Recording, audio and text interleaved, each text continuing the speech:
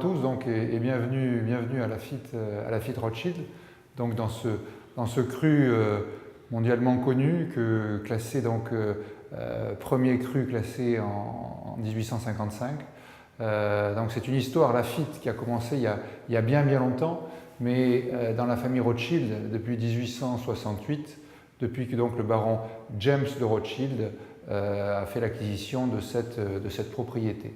Donc depuis des générations, plusieurs générations de Rothschild se sont succédées à la propriété et ont toujours travaillé avec cette volonté de maintenir Lafite au plus haut niveau qualitatif à travers les périodes les plus fastes ou les plus complexes. Aujourd'hui, ce grand domaine fait un peu plus de 100 hectares. C'est une propriété qui a un encépagement très classique de grande majorité de Cabernet Sauvignon. On est ici au royaume du Cabernet Sauvignon, pourrait-on dire.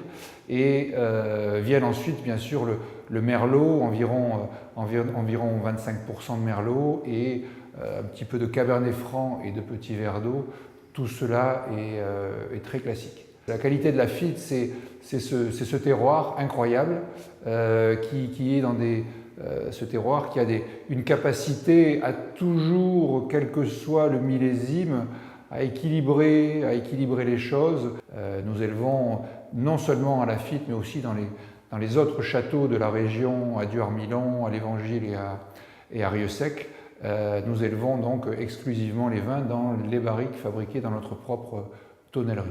Bien sûr, Lafite, le vignoble de Lafite, ce n'est pas que Château Lafite, puisque pour produire un très grand vin, il est important de sélectionner les meilleures vignes, les meilleurs terroirs, les plus vieilles vignes.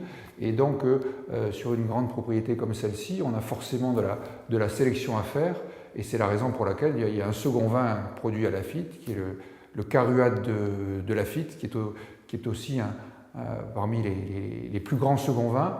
Les vins sont vendus en primeur et distribués partout par les négociants de la place de Bordeaux.